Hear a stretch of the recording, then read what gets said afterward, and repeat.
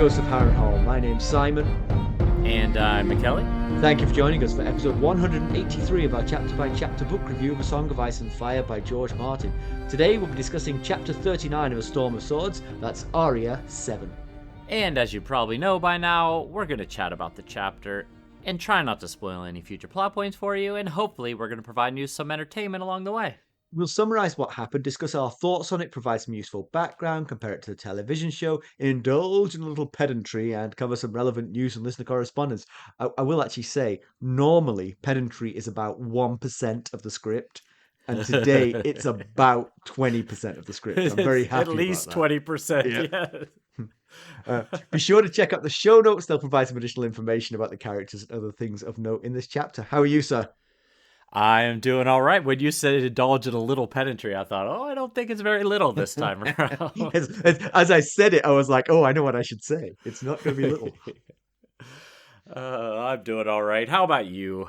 I'm okay. Mustn't grumble. I've been playing a lot of soccer. I'm very tired. Discovered that I'm getting old.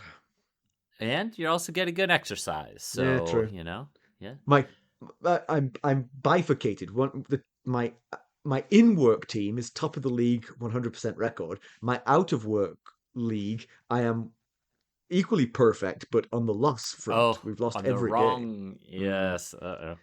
So that's and last night I missed a chance which will haunt me for a long time. It was a beautiful move. It would have been a glorious goal had we scored it, and the easiest part was the finish, and I put it wide. It happens. Yeah. That's the agony of sports. Yeah. Yeah, so I have a story. It's not particularly funny, but it was kind of interesting. Sort of how we are, what we are in the world, you and me, Mackelly. Okay. So what are we? My tennis partner, Alex, he's a compatriot. He's my age. He's similar educational background, has a professional job, nice family, all this kind of thing. He's a good guitarist. He's learned guitar late in life. I mean, when he was 40, he could barely play the guitar. And now he's getting older. He's gotten very good. And he's formed a band. And I'm like, how exciting is that? You're just like reliving your youth.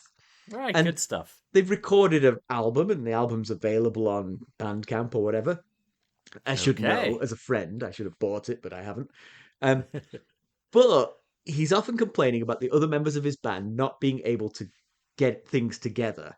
Like, practice often gets cancelled because one of them drops out at the last minute and this kind of thing. And he's complaining about the fact that they are younger than him. They have less life responsibilities. Some of them don't appear to work, at least in his sort of like description of them. But they can't keep it together. He's writing the songs and hosting the practice sessions and all this. Right. And he just feels he's getting increasingly angry. And they fired the drummer and the singer. So it's about 50% of the band is exactly gone. Yeah. But he was describing this whole thing, and he used me as the sort of yardstick of what one should yes. He said, look at you, you're successful, you have a family that loves you, and you have a successful podcast. He said, and you keep it together, and you don't seem terribly stressed by any of this. He said, these guys just couldn't. And I was like, well, that's actually kind of nice of you to say. When you put it that way, I'm doing all right, I guess. I threw him a few bones, and I'm crushing you at tennis. I'm up 4-1. So yes, I felt very good about that. I was being held up as a paragon of how to live in the modern world. Right, and thriving while doing so. Good stuff.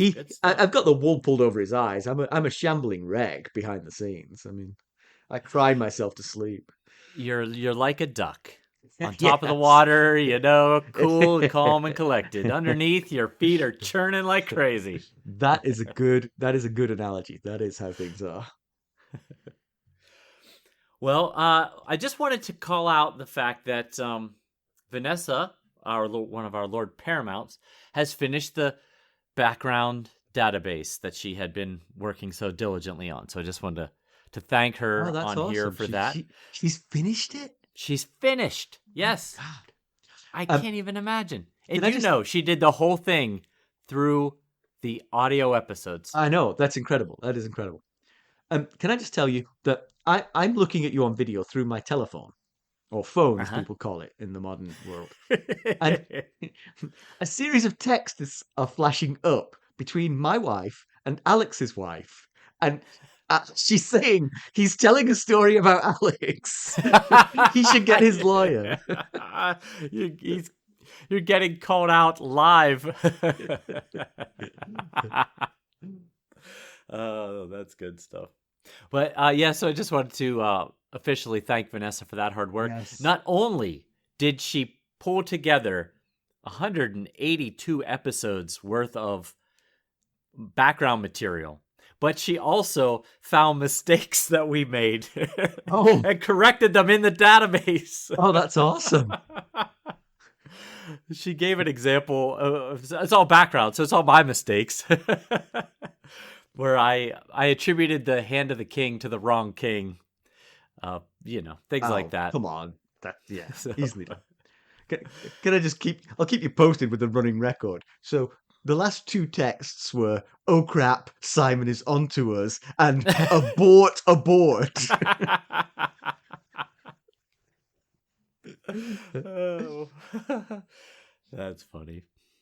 And you know something else I learned today? Do tell. Is that Chat GPT sucks at writing our summaries.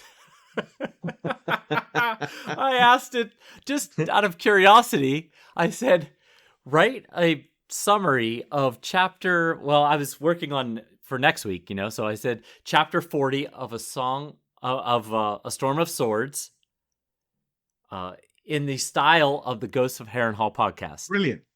Yeah, oh my God. What a brilliant idea. And it came back, first thing it said was, "Hi, we're the Ghosts of Harrenhal podcast, yada, yada, yada. We're going to be discussing chapter..." Wait. Was 40. the yada, yada, yada our yada, yada, yada, or was it just... It was kind of like standard, like generic not yada, us, yada, yada. not our Yes, yada, yada. Okay. It wasn't, "My name's Simon, and I'm..." Exactly. And I'm Ned Flanders. Yeah, and I'm Ned Flanders.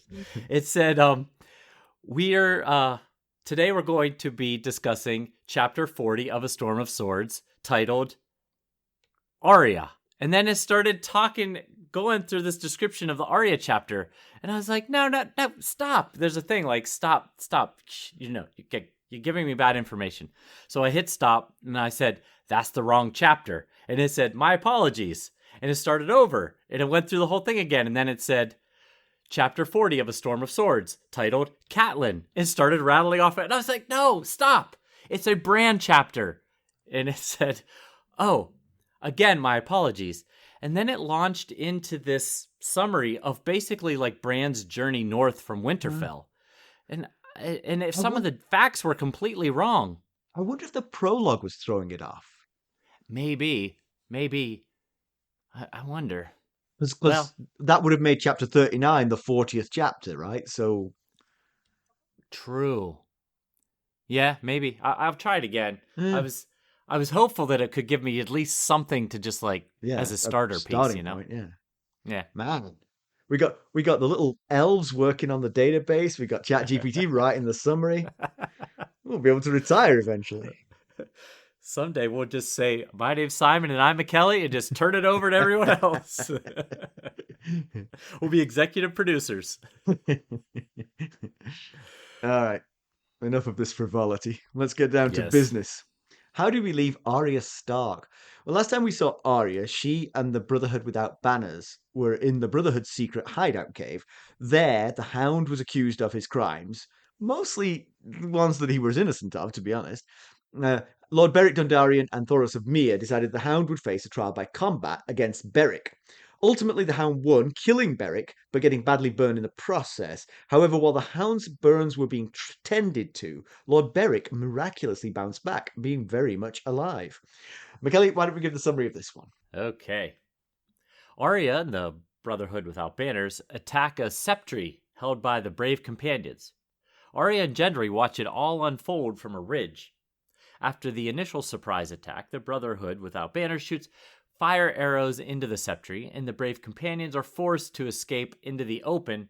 That's when the Brotherhood attack in full force. Beric Dondarion and Thoros of Myr seem to be everywhere at once. Arya even sees young Ned fighting at Beric's side, which makes her jealous that she can't participate. The fighting doesn't last long, though. Most of the brave companions die or yield. A pair of Dothraki escape, but Beric let them go. He figures they'll run to Harrenhal, and their story will give Roose Bolton and Vargo Hoat some sleepless nights. The brave companions are rounded up, and the few remaining Brown brothers are rescued. Septon Utt is found hiding in the burning septry. Arya remembers him from her time at Harrenhal with the brave companions. She specifically recalls how he used to weep and pray for forgiveness after he killed a boy. Well, that makes it all okay then. Right. The brave companions are put on trial. They're accused of various atrocities known to have been carried out by their company, and Septon Utt is called out for what he'd done to the boys. All are found guilty and hung from the same tree. A mummer tree, Arya thinks. She wishes the Hound was up there with them. The 8 Brown brothers who've survived tell of how the Septry was once a thriving place until the brave companions showed up and took their valuables, slaughtered their livestock, and burned their vineyard. They also killed most of the Order, one by one, looking for an assumed cache of gold. They were eventually told its whereabouts. Night, the Brotherhood were hosted in a nearby brewhouse. They were fed a meagre meal, although Arya noticed, like usual, Beric Dondarion did not eat. She'd never seen him sleep either. When Lem noticed Arya eyeing Beric's horrible battle wounds warily, he told her that what looked like a fatal blow from the Hound earlier was just a wound, and there's no better healer than Thoros. Beric sends Lem to change out the watch. When he's gone, Beric tells Arya that even brave men blind themselves at times when they're afraid to see the truth. Lem is in denial. Beric really was killed. When asked, Thoros of Myr reveals he's revived Beric 6 times, of course giving all credit to R'hllor.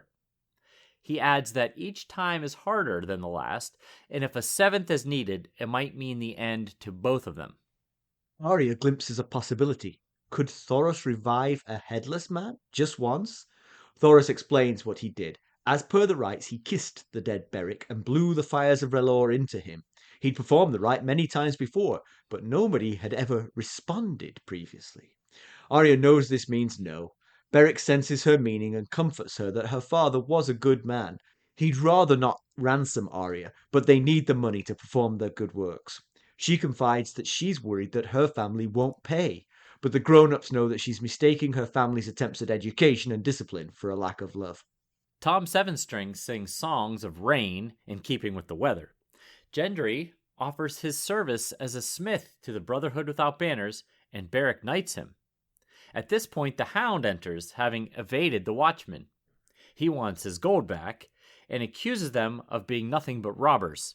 They spar verbally for a while, but Beric has sent the fortunes south to fund the rebuilding of the Riverlands. Clegane is out of luck. The Hound registers the faces of all and departs. Angai explains that the Hound got his gold by winning the Hand's tourney. He himself won a pile in the archery contest, but blew it all at Alayaya's. Nobody sleeps well that night, with thoughts of Sandor Clegane stalking them. Arya wakens to the sound of wolves. In the morning, they depart, leaving silver stags for the Brown brothers to rebuild. Arya gives an apologetic Gendry the cold shoulder, and the Brotherhood ride out. Okay. So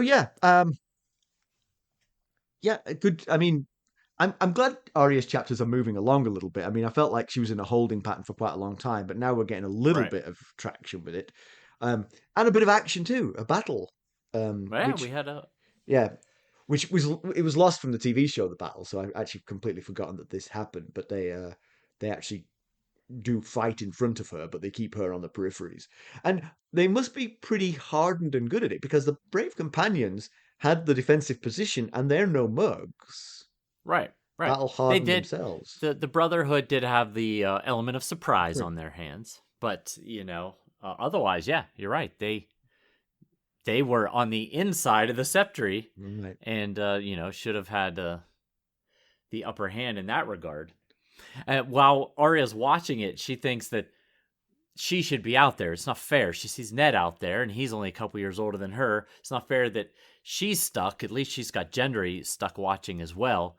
But she thinks to herself, she couldn't complain, though, because this was battle, and you always had to obey in battle. And I thought, Now that's a Stark right there. Right. In true Stark fashion, she's putting her differences aside for the proper battle chain of command. Even 10-year-old Arya knows that. I mean, Rickon's almost a man grown at 4, but when the Arya, the Stark girls become men grown at like 8. Yes. So the Brotherhood give pretty harsh justice out at the end to the people they captured, but it's sort of fair, but it is, I mean, obviously extremely brutal. They're hanging the Brave Companions for the crimes of the Brave Companions, which is Right. tarring them all with the same brush. But I guess when you sign up to sell swords, you're one of them. Yep. Yeah. Yeah, and Arya, we've talked before about how she possibly is becoming desensitized to the violence all around her.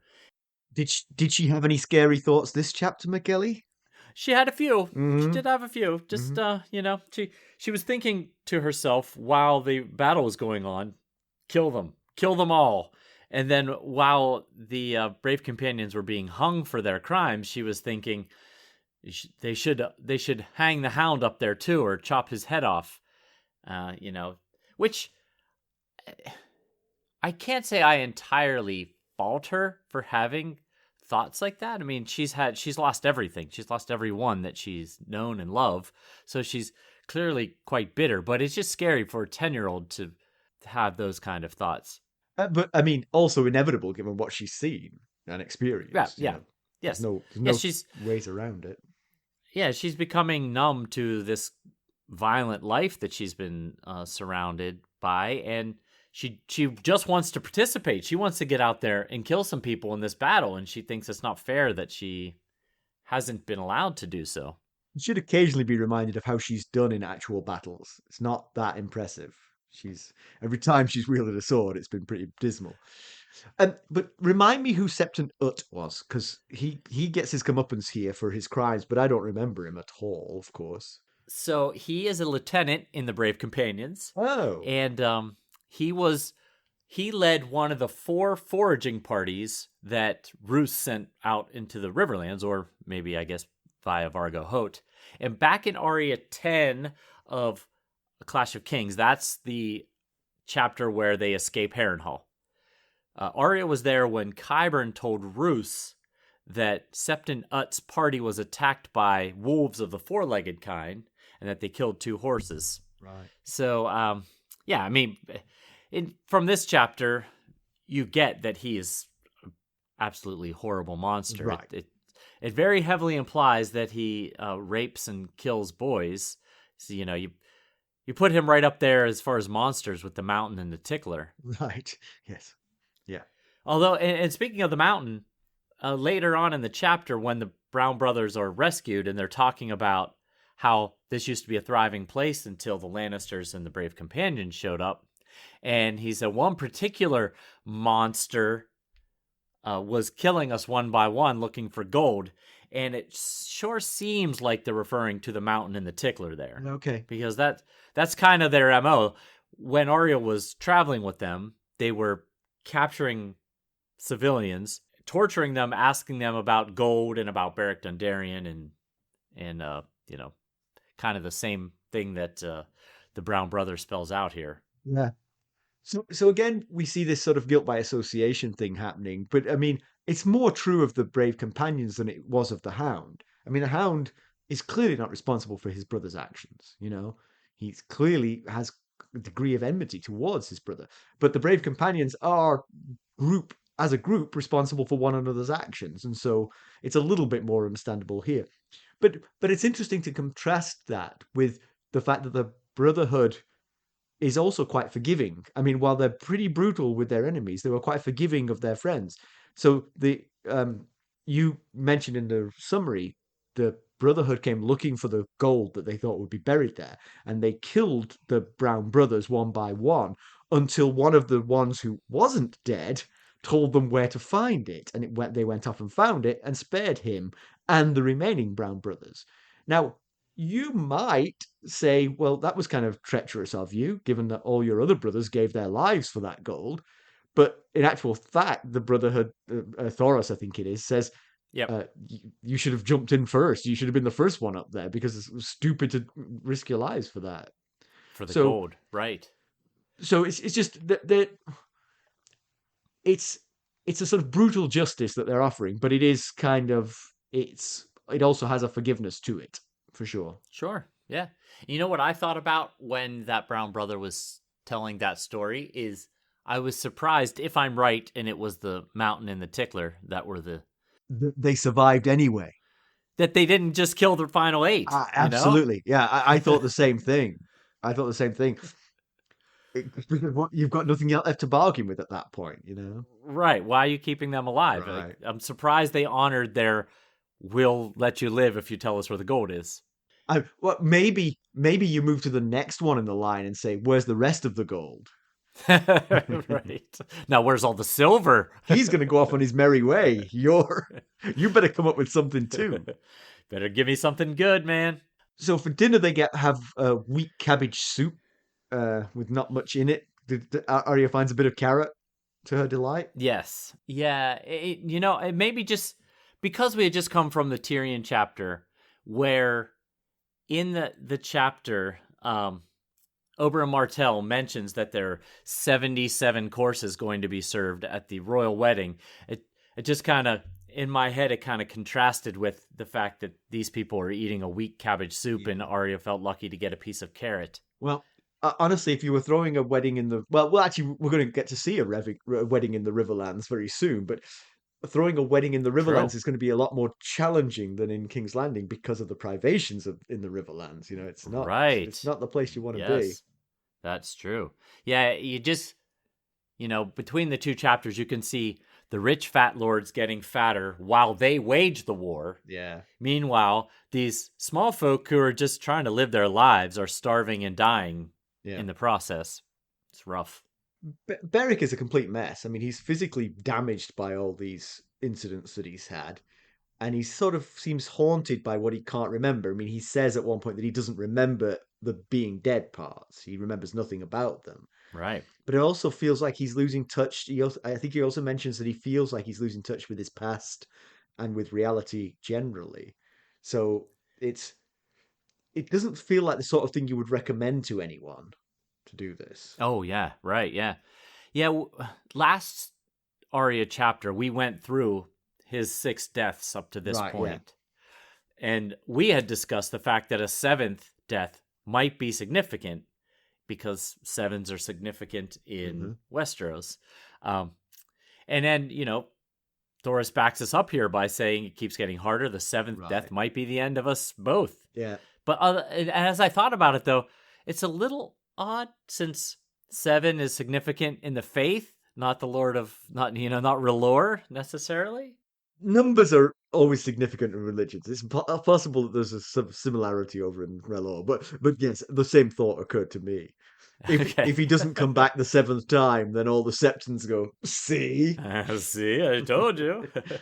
but Thoros also expresses a concern that Beric is doing it on purpose, that he's actually sort of starting to develop a taste for the sensation of dying and keeps allowing it to happen, which is, I mean, that's a clear sign that Thoros is very worried about Beric as well. Yeah. You start to wonder, is his increasingly riskiness and giving up and willingness to give up his life, possibly because he's losing some appeal to living. Because I think you just mentioned a minute ago, Arya says he doesn't sleep, he doesn't eat, he can't remember much of his previous life. He says he couldn't find his castle that that he was the lord of. He can't even remember the hair color of his betrothed, right? Who knighted him, what his favorite foods were, and we will learn. I would tell everyone who his betrothed is, but we will learn who that through the course of the story, so I won't mention it. But I will mention this. According to George Martin, Beric Dondarion is no longer a living being after his first death. Okay. He says his heart doesn't beat, his blood doesn't flow through his veins. He he refers to him as a white animated by fire instead of by ice. Oh, I see. Interesting. Which fits because Beric breathed fire into him, metaphorically speaking. It fits, but he still has agency that the ice whites clearly don't have. I mean, they're That is true. mindless husks. And I will say, I knew this fact, but I didn't want to mention it until this chapter. But last Arya chapter, when the Hound killed him and blood came pouring out of his mouth and out of his wound, wanted to call that pedantry. Yes, I did. I was like, wait, but that's not how that's supposed to work. Another interesting facet of this is that some of the men, Lem is the one they use as an example, are in denial about it. I mean, Arya saw Beric die and get reincarnated, but Lem, who's seen this multiple times, is telling himself and telling Arya that, oh, he just got wounded, that Thoros is just an amazing healer. He's kind of like trying to distance himself from what he's seeing to try and keep himself sane, I guess. He's got to be using some heavy rose-colored glasses there based on the description we get of what Thoros looks like. Okay, you can get past the sword going through his neck and shoulder there. But what about the huge dent in his head? Yes, good points. How are you getting past that one? Yeah, he says it was a grievous wound, but Thoros healed it. And that's when Beric says even brave men blind themselves when they're afraid to see. But yeah, it seems like the Lord of Light might indeed have a plan for Beric. I mean, why else revive him this time? You know, because it's not Thoros who's got a talent for doing this. It's Beric that he can do it to. He's always performed the same rites. And always prior to this, he's then buried the dead person in the ground. But now Beric, and only Beric, comes back to life. We'll be right back. Hello, friends. Are you ready to make some unforgettable memories? Well, if so, consider the Marriott Bonvoy program. Discover the perfect destination for your summer getaway and unlock exclusive deals on luxurious accommodations. With our affiliate partnership, you'll enjoy unbeatable savings and a seamless booking experience. Don't let summer slip away. Visit Marriott Bonvoy today and make this vacation season one for the books. Use our Ghosts of Harrenhal affiliate page to check it all out and buy Bonvoy points or give some as a gift. The link to our page is in the show notes. Yeah, and it makes you wonder, has Thoros tried this with other people, other brothers, Brotherhood Without Banners members? If it is the rites of death, then yes, he does it every time one of them dies. And so it's only Beric that's coming back. So it certainly seems like there's a reason why Beric is being chosen to come back. And what we have been seeing magic increasing in the world. Quaithe told us that in Karth about the magician climbing the fire ladder. We've seen Haleen the pyromancer mention that their spells are getting stronger. And so, maybe this is a new trick that the priests of R'hllor can perform nowadays. Yeah. But like you say, strange then if it was just an increase in their magical power that it would be focused on one person. So what you said, that R'hllor has something in mind for Beric, feels like it rings true to me. Yes, agreed. The big theme of this chapter, I think, is Arya's hopes and fears and needs and wants. She's got the feeling that she's unwanted at home. She feels abandoned where she is now, compounded in this chapter by Gendry's decision to stay with the Brotherhood. Absolutely. Her need to be involved in things, her wanting to fight, her thirst for revenge. All in all, not great. If you were psychologically examining her, you'd be concerned by all these things. Very much so. Very much. Yes. And it's a really sad scene when Arya asks Thoros if he could bring back a man without a head just one time. You don't have to do it 6 times, just one time. And, of course, that's not going to happen. But you can understand why she felt like she at least had to ask. Oh, yeah. If I can get you his bones, could you bring him back? And it's, I mean, differently sad, but also sad that she thinks she wouldn't be wanted in Riverrun. I mean, kids are strange about the love that their families have for them. You know, they can sometimes be blind to it. They'd pay any ransom to get her back in a heartbeat. The Absolutely. fact that she's Yes. not good at needlework doesn't matter one iota to them. Not even They've the tried to slightest. teach her, but they don't care, you know. Yeah, and you know, of course, the adults are completely confident that Rob will pay, Right, and exactly. And it was kind of you nice know, of them as well, Beric and Thoros, to try and reassure her about that. yeah, it made me think that maybe they should, instead of using the word ransom, just use the word reward. We Right, we yeah. we need a reward. It just has a better connotation, you know, and you'd think, especially since the Brotherhood is doing a lot of good in the realm, harassing the Lannister force for one, and Yeah. feeding the small folk who are now part of Rob's uh, subjects. Yeah. Uh, that Rob might and Edmure might want to help them out with their cause, since they're a lot of the boots on the ground out there, and Right. they're the ones using their own funds to buy food for the small folks. Right.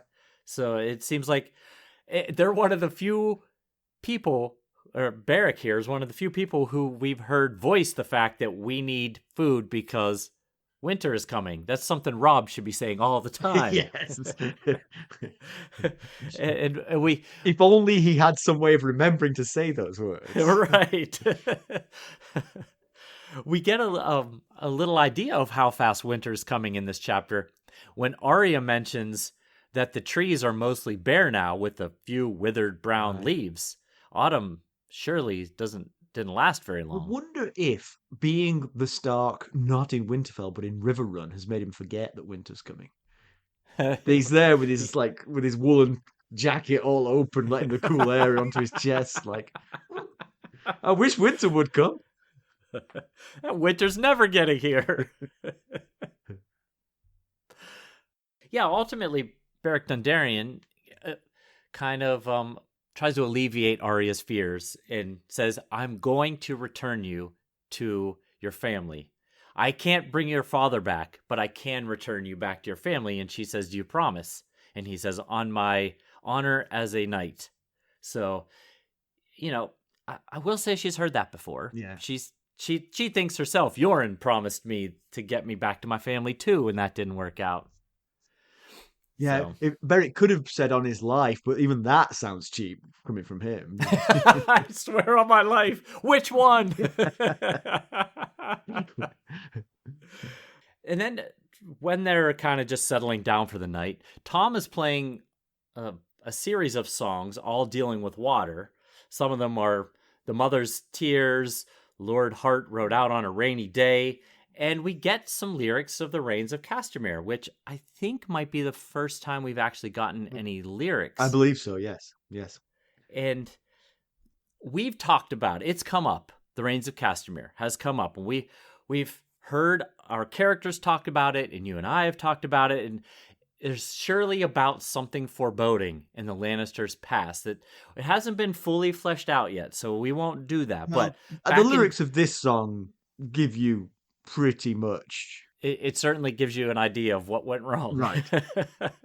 Back in Tyrion 3, Tyrion thought about Tywin extinguishing the reigns of Castamere and the Tarbecks of Tarbeck Hall for disloyalty when Tywin was just a boy. And then in the same chapter, after the small council meeting, Tywin informs them that Robb has married Jane Westerling, and Tyrion says, the crag is near Castamere and Tarbeck Hall. Surely the Westerlings have ridden past Castamere and saw the lesson there. And so we're getting a picture. And then Roose said to Jaime that Hoat should ask the Castameres about running afoul of Tywin. And Jaime's response is, there are no more Castameres. Wait, is it the Rains or the Castameres? There are no more Rains. Sorry, Rains, yes, I meant to say Rains. And also, who was a boy when all that happened? Tyrion, right? Tywin. Oh, when Tywin was a boy. It was his father was doing it. No, he took charge. Oh, when even as a child, he took charge of this atrocity. He was a younger man. I guess you'd say. I see. Okay. Just to mention, the TV show really loved that song. They wrote attuned to it, and that was used multiple times in the TV show. I think it was used more than once as the end credit song. Ah, right. For the particularly dark episodes, I would assume. I'll give a little explanation of the lyrics. So the lyrics are basically about a lord saying to another lord that you think you're big and bad, but you're only cat of a different coat.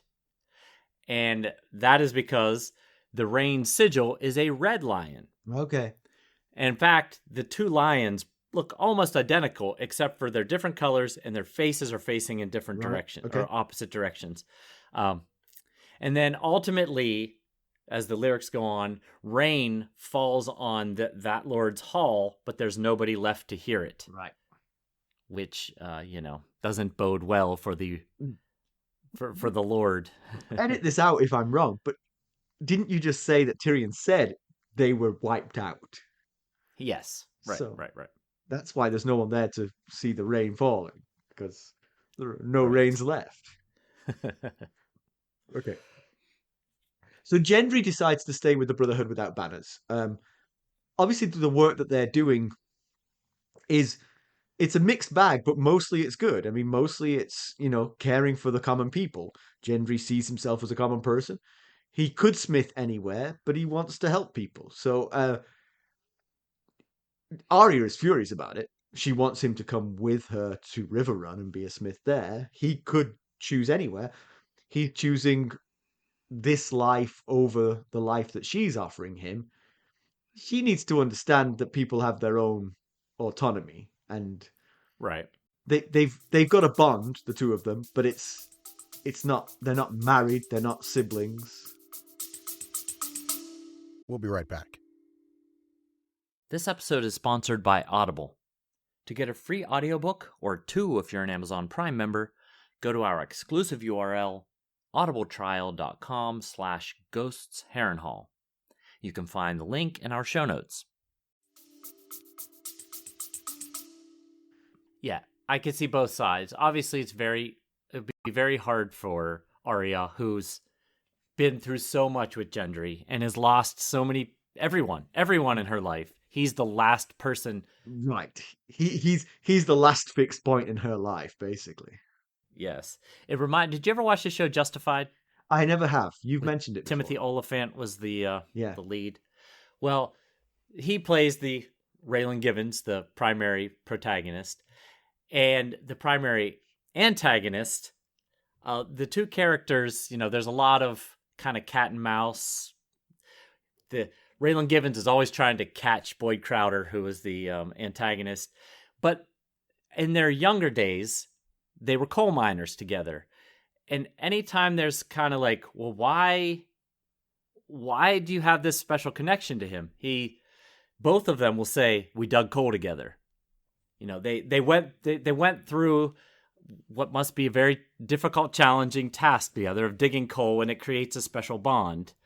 And Arya and Gendry have lived through everything that they've lived through since they left King's Landing together. So when the Winds of Winter come out, at some point, Gendry and Arya will meet back up, and they'll say, "We dug coal together." We dug coal together, right? Okay. I take your point. There's sly wording here by Martin. Oh, go on. I missed it. Gendry says to Beric Dondarion, "My hand was made to hold a hammer." Which is... Oh, I see it now. When I hear it in your voice, I hear it. When I read it myself, I was just like, yeah, he's a smith. Right. Of course, I'm referring to the fact that his father, Robert Baratheon, his primary weapon was a warhammer. Ah, clever. And then in the same kind of paragraph, Gendry mentions that he liked what Beric Dondarrion said about being Robert's men. Again, he doesn't realize the connection, but we know what the connection is, so we can see the sly wording, as I said. Yeah. So the other character sort of in this chapter that when he makes a reappearance is the Hound. So he was captured by these guys. He got away by winning the trial by combat, but they confiscated his gold. And as Angai explains afterwards, he had quite a big chest of gold. which he'd won at the Hands tourney, Ned's Hands tourney. Angai himself won quite a lot of gold, which he blew at Alayayas. I mean, which actually reminds me, I might have actually said this on the podcast before, but there was a very famous soccer player called George Best, who was really extremely talented. Pele said that George Best was the best player of all time. Oh, wow. So there you go. That's quite the compliment. Yeah. Pele is probably the only person who didn't think it was Pele. You know, I mean, right. But George Best lived a life. I mean, he was a big star in English soccer. He's from Northern Ireland, but he played for Manchester United, and he lived the fast life in the 1970s. And he was a wild child and was always in the tabloids. And later in life, he went bankrupt, and in his bankruptcy filings, he was interviewed about it, and he said something along the lines of, "I blew all my money on birds, booze, and fast cars, and the rest I just squandered." That was totally worth it. And that's kind of what Angai says when one of the other brothers says, "Oh, you should have made one of those women an honest woman and bought a farm and raised turnips. Grew turnips." And he's like, "What a terrible idea that would be. Turn my gold into turnips." But really, this little brew house here is holding a Hands tourney championship reunion, because the Hound won the jousting, Angai won the archery, and Thoros won the melee. Oh, wow, yeah. So all three winners are here. And I went and looked it up. The Hound won 40,000 gold dragons for winning the jousting. And Thoros won 20,000 gold dragons, and Angai won 10,000. So, it's a lot of money being thrown around there. I don't know how big a gold dragon is, but gold is desperately heavy. Gold is extremely heavy. So even if the coins are very small, 40,000 of them is going to weigh a lot. Yeah. Oh, I'm sure. I mean, it's many times heavier than lead. Have you ever felt lead? I mean, you may have felt gold being you, Mackelly, but sleeping on bars of it. Right. I rest my weary head on a pillow of gold bars. I was thinking, Angai mentions that the Hound won and that he won, but no one mentions that Thoros won. I'm imagining Thoros is like, "Yeah, Angai pissed it all away. Good thing we got the Hounds winning." Someone's like, hey, Thoros, didn't you participate in that tourney? How'd you fare? Yeah, right. Same as Angai, women, wine, all gone. What? Why are you looking at me like that? But the Hound, I mean, so now he's had these 40,000 gold dragons stolen from him. I mean, what's he gonna do? I mean, he's rode off. He's become a vagrant, basically. Now he's lost his money, and he's risked life and limb to come back and try and extort it back out of the Brotherhood. They've given it away. Nothing they can do about that. But right. he stomps off in a sulk. But you got to think he's going to be thinking about ways that he can regain something here. And as I thought about that, the one thing that occurred to me was that there is one possession which is quite a bit lighter than 40,000 gold dragons, which is worth almost as much, and that is the body embodiment of Arya Stark. If you could steal her and take her back to Riverrun yourself, you might get a reward, even if you are the Hound. Yeah. You wonder, we haven't been privy to all the conversations that have been had around the Hound. Might it have been mentioned that we're going to ransom Arya to her family, because otherwise the Hound would have to think, oh, you know what I could do? Right, but I think he could think of that himself. I mean, they know. Oh, sure, he could. Sure. Yeah. I mean, if you had Arya Stark and you were in the Riverlands, you'd be like, what am I going to do with this extra mouth to feed? Oh, hang on. Her wealthy family is 2 days' ride away. And as we're talking about ransoming, I was just reminded to put in perspective how much gold this might be. Roose Bolton said in the last Jaime chapter that Edmure's offering 1,000 gold dragons for the return of Jaime. And Jaime says to Roose, my sister will give you 10 times that. That's still only 10,000. That guy could buy that. I know. He'd miss out on the ladies and the turnips, but he could still buy it. He could buy Jaime. That's how much money, how much gold dragons we're talking about here. But even forgetting about what he might do with regards to Arya, it's just worrying for the Riverlands that, I mean, you think about Sandor Clegane, he has got no money, no purpose, and he's got significant fighting prowess and very dubious ethics. He is a dangerous character to have wandering around the Riverlands. I agree. I also wonder if he might go and try and get revenge on his brother, because his brother's not too far away. And that might be his end game here, is to go and defeat his brother and then claim House Clegane for himself. Oh, true. Yeah. Yeah, it was actually quite astute of Thoros to think about the fact that without this gold, the Hound is just aimless. He's got no master anymore. He's got no one's going to take him in for, So hang on. For their side of the Thoros had this thought before me. Not fair. Well, you'll dream it tonight, and then it will be your own thought. But then Thoros mentions that the Lord of Light is not done with the Hound yet, and Beric Dondarion backs that thought up. So we'll see if they believe that the Hound still has some role to play in this battle against the Great Other, possibly. Yeah. And I think, we're at the end of the chapter now. Arya thinks about how she once felt powerful when she was the ghost in Harrenhal, but now she's powerless and alone. The whole reason you want to mention that is because of the typo in the book, right? Apparently it's not in every book. It's in multiple, though. I've seen it in multiple. Yes. Both my copies. Yes. And the typo in our copies is that Arya had seen the ghost in Harrenhal, I think, right? Rather than been the ghost in Harrenhal. Yes, exactly. It was definitely supposed to be been. She had been the ghost in Harrenhal, but it said seen in both my copies. And I will say Roy Detrice says been in the audiobook as well. But yeah, so Arya goes to bed thinking about the usual things about, the people she wants to see dead, but she also thinks about the people that she's lost. She has a second list, a lost list this night, and the lost list consists of Hot Pie, Lamy Greenhands, Yoren, Syrio Forel, her father, even Jack and Hagar, and now Gendry is leaving her. And that's an incredible amount of loss, first of all, for a small child, especially in such succession.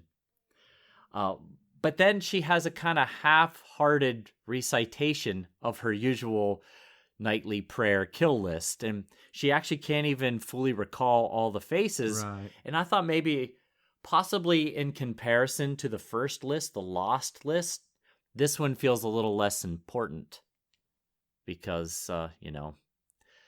those are people she wants to see dead versus people that she's missing in her life. Right, yes. Just see, yes. That's an astute observation, Mackelly. And also, it reflects well on you that you saw that. You have a big heart, and I appreciate you for that. But anyway, give me some background. Well, so background. So the Hound says to the Brotherhood that your own god deemed me innocent, so give me my gold. And Thoros of Myr responds that although you were given your life back by R'hllor, that R'hllor didn't proclaim you Baelor the Blessed, which first of all, I feel like that's a bit of a mixed metaphor here because... Good point. Yes, Lord of Light and the Faith of the Seven, two totally different religions.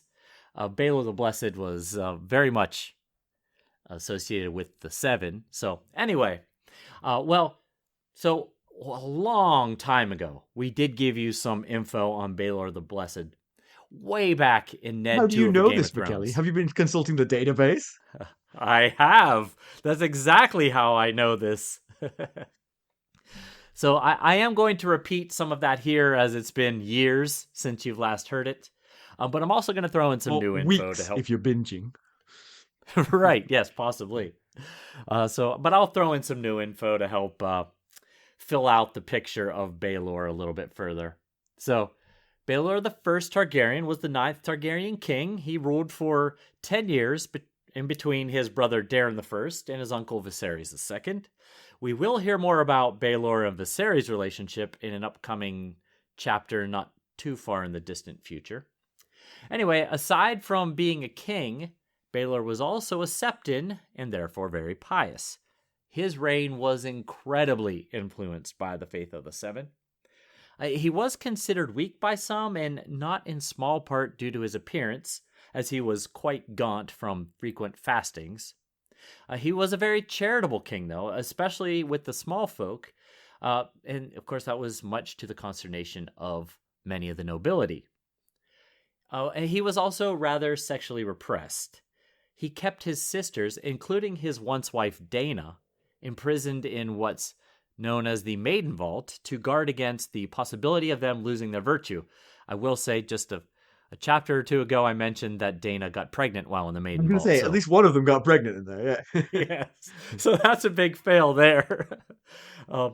As king, he had his marriage with Dana dissolved, as it was never consummated, and they were married before he became king. So it wasn't him then? Right. Okay. It was not him. All in all, for his charity, he's largely fondly remembered, especially by the small folk. And, the great Sept of Baelor in King's Landing is named after him.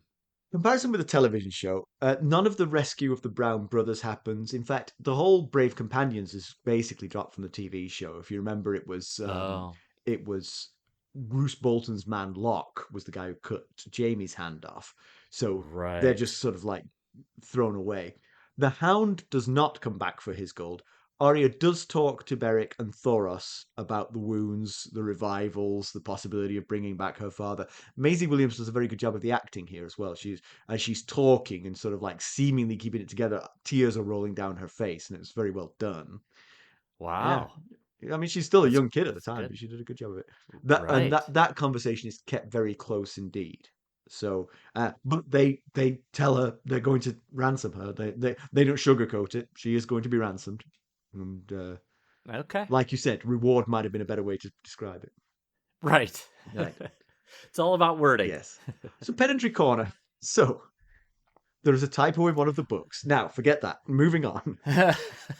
Now I'm going to sit back with the bowl of popcorn and let you do your thing here. So George Martin has learned his astronomy since the last mention of the moon. Okay. This chapter, the eastern sky was turning pink and the half moon was overhead. Correct, George. That is how it should be. Okay. That is a waning third quarter moon. If the sun at dawn, a third quarter moon should be overhead and a half moon. Okay. Right. Okay. But it's not pedantry because he was correct this time. He was wrong last time, but he's correct this time. But that does give us an interesting timeline point because we could follow the course of the moon. So what I did was I got hold of an electronic copy of the book and I went and searched for the word moon. And I pulled together all the times that the moon appears, okay? Last time we had a half moon, as you remember, was Jaime and Brienne and the unfortunate Cleos left the Inn of the Kneeling Man. Now, because of that prior pedantry, it wasn't clear if that moon was waxing or waning. If you want to take a guess at that, when he said half the night had passed, was it more or less than half? My instinct is slightly less than half. If you say half the night has passed, it probably isn't half the night. You're just tired. Right? Yeah. Rounding one way or the other. Yeah, they get tired long before midnight. So it would be a waxing half moon, first quarter half moon in that case. Okay? There was one other piece of evidence to suggest it was waxing. Brienne wanted to ride that evening because the moon would be bright enough. That suggests to me that the moon is up and bright as soon as the sun sets, not there would be darkness from sunset till midnight and then the moon would come up. If you wouldn't say that if that was the case, right? True, yes. Right, so we're all agreed. That's fascinating. That's a waxing half moon at that point, okay? I'm enjoying this. Okay, good. All right, so this has been either 2 or 6 weeks since then. Oh, okay. There you go. This is the point. So obviously at this point I went on a tear. I'm like, all right, let's tear this apart. Where was the moon? All right. So the Fist of the First Men prologue, there was no moon. Chet said there'll be no moon. That suggests it's a new moon, but it could be a third quarter or later moon because then the moon wouldn't rise until after midnight, giving you time to do your dirty deeds in the dark. Right. Then the I next like mention the is in term. chapter 7, John 1. He's riding for the wall. It seems like it was getting towards full, so that would be a little less than 2 weeks later. That feels about right. Okay. If you're with me, Yeah, yeah. Okay. I think so. Chapter 11, Jamie 2. Brienne and Jamie at the Kneeling Man. That's the waxing half moon we've just agreed upon. Okay. So maybe Uh-huh. that came between Chet and John because that's a waxing half moon. John, it was getting towards full, so it was a bit further along. So maybe, although this chapter came afterwards, maybe that timeline was just a little bit before. All right. Yeah, Yeah, we know that they're not always exactly. perfectly linear. Then chapter 12, Tyrion 2. Tyrion's waiting for moonrise to see Shay. That suggests a slightly waning moon because moonrise would be after dark. It would be weird to arrange a rendezvous for moonrise if the moon rose during the day. It would be weird. So that Could have suggests just picked any time at that point. right. So, you know everyone's going to see you, right? Because it's going to be light. All right. So then the no mention of the moon back until chapter 24, Bran 2. There was moonlight late in the night when Bran met the Little. That suggests full to waning. Okay. Chapter 26, Mhm. John 3, his cavern assignation with Ygritte was during the dark of the moon. Now, at first I thought that meant a new moon, but again, a waning moon doesn't rise until long after dark, so it might have been in that period too. So a few Okay. days to a week after it was full, perhaps. Chapter 29, Arya 5. In a wolf dream, she sees the moon break through the clouds. No clues to the shape of it, but she then woke up. So it seemed like it was at the end of the night. That suggests probably waning at that point. Okay. Don't worry, I'm going to tie all this back together at the end. I'm just going through the list for now. Okay. Okay. Chapter Okay. 31, Jamie 4. When Brienne is trying to keep Jamie going after his amputation, the moon was a graceful crescent, but he could see lots of stars. So this is a Oh, I remember. waxing crescent. Early evening, waning crescent would be just before dawn. The way the story reads, this was soon after sunset. So, all right, tying that all together. About 3 weeks between Jamie and Brienne at the Kneeling Man and the post-amputation ride to Harrenhal. Feel about right? 3 weeks, Sure. yeah. Yeah. Yeah. About 3 weeks between. This is where the cover the kids' ears, slightly saucy joke coming. 3 weeks between Chet's Craven insurrection and John's Cavern tryst erection. He added this after the fact and told me not to read ahead. So it sounds like I did all this for this joke, but I promise I didn't. I did all this and then I thought of that joke.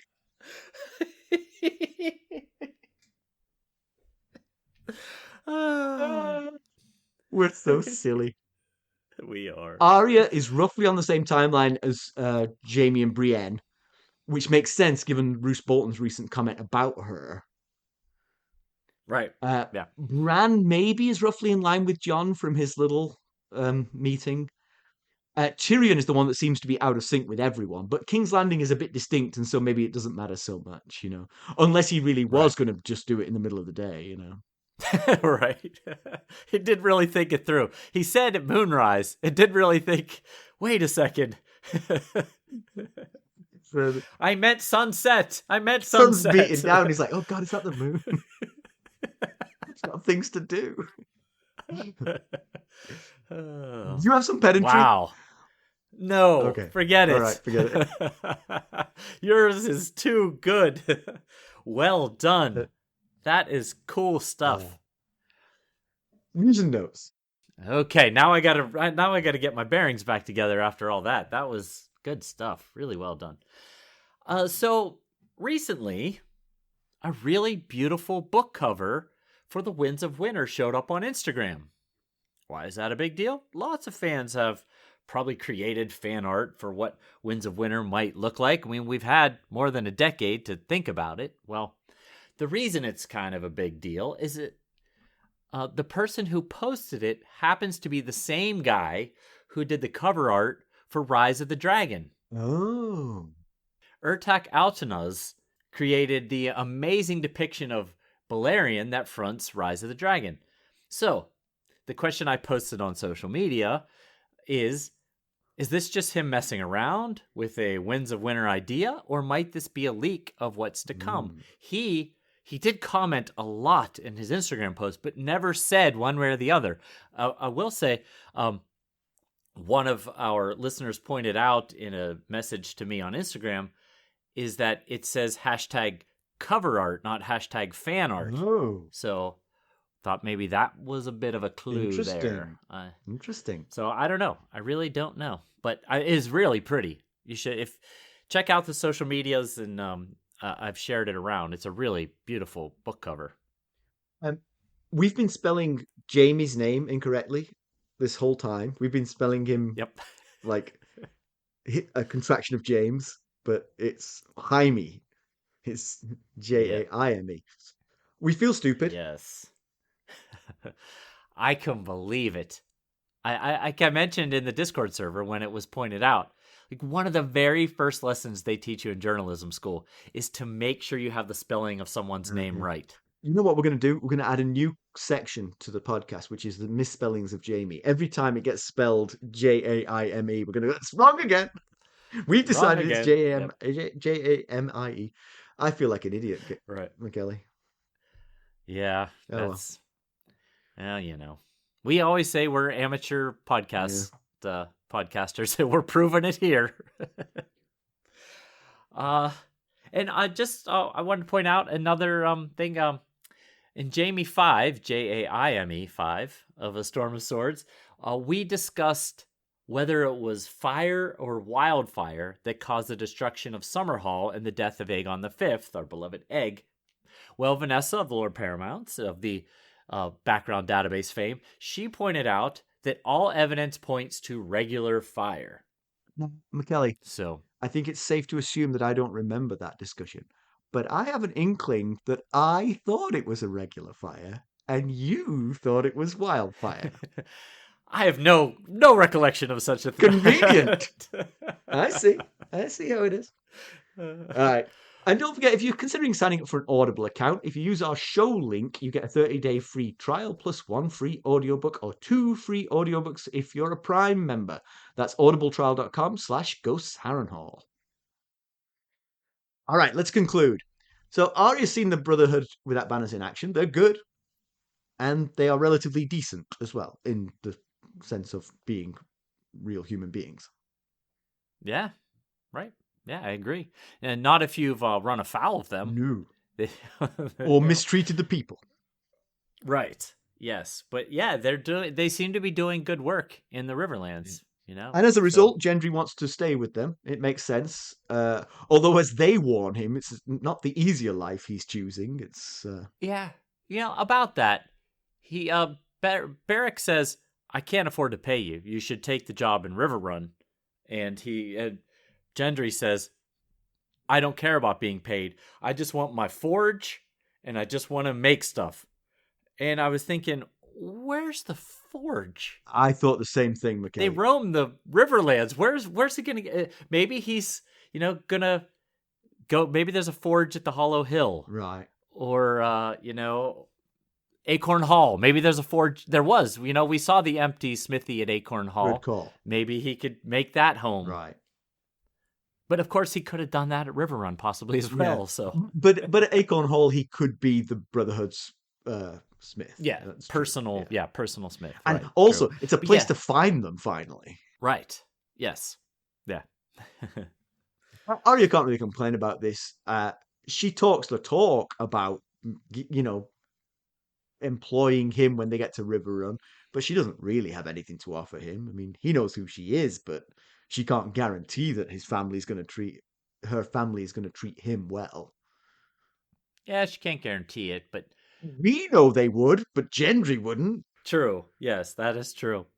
Yeah, it's certainly sad. Arya losing Gendry, that hurts. I totally understand how she feels betrayed because he's all she has left. But I will say it looks like not the brave companions, the Brotherhood Without Banners has every intention of returning her to Riverrun. So, maybe she'll make it back in time to attend her uncle's wedding at the Twins. If she gets to Riverrun before they leave, she can go with them. Perfect. Maybe she could be like, Flower girl. Yes. They better hurry, though. Yeah, no time to waste. If my moon calculations are correct. That's right. The Hound's return is curious. If he believes the gold is gone, which I believe the gold is gone, and I think he believes the gold is gone, then will he try to head south to get it back? Seems like a long shot that you would find it. And if he doesn't believe them, will he come back and try to find it there where they are? Does he think the Brotherhood have it right now, and he might try and murder them all for it? Right, that they were just lying about having sent it south. That seems like a suicide mission, but I did notice he was making eye contact with every one of them, remembering their faces. Like he was making his own bedtime list. That's right. When he went to sleep that night, he was a Thoros of Myr. That guy, that other guy. Yeah, it does seem like he's lost and becoming a bit desperate. And, what does he do with his life now? So, but like I said, Beric Dondarion and Thoros of Myr seem to take this Lord of Light's plan for the Hound seriously. So, and then I thought, if that's true, why would Beric say, if you see the Hound lurking around, kill his horse? Would that not interfere with the Lord of Light's plans a bit? If all of a sudden the Hound is on foot? You can achieve some of the same things on foot. Certainly more than with an arrow through your head. Yes, more than that, for sure. So Thoros has recounted how he pulls off his parlor trick. It's basically nothing special. He does the same rites he does for anyone, but Beric comes back to life. Yeah. It's got to freak him out. It's got to freak Thoros out almost as much as Beric, I would think. I'm sure, especially the first time it happened. Now they're both just getting used to it. But it does beg the question, has he tried it on others? And you pointed out that if this is a last rites ritual, he surely has done this to other Brotherhood members that have died. And then the other question to me is, are other Red Priests finding the same thing? Again, it doesn't appear to be happening to everyone, but another Red Priest who happens upon another pawn of Relor might bring that one back to life by mistake as well. Oh, right. So yeah, the only other Red Priest we know offhand is Melisandre, but maybe someone in Stannis' retinue might find themselves on the receiving end of a reanimating kiss. Could she track down poor Maester Crescent and try reviving him? Maybe she did it to herself. She was like, poison. Wait. Oh. Where are we going next week? Next week, we are headed north to check in on Bran. Bran Stark? It's been so long. Yeah, I know. It has been a while. Yeah, and he does something that even surprises him. All right. So you'll want to check in and see what that is. There's 3 ways that you can help us. You could leave us a review. You could buy merchandise at ghostsofharrenhal.threadless.com. You could buy us a cup of Arbor Gold at buymeacoffee.com/ghostharrenhal, where you could become a sustainer at the Lord Paramount or Knight of the Realm level and get super duper benefits. That's right. And of course, you could reach us at ghost.harrenhal@gmail.com. You can go out and follow us on Twitter at @ghostharrenhal. We're on Facebook, Instagram, Discord, and YouTube. Thanks for listening. Thanks. Bye. Bye.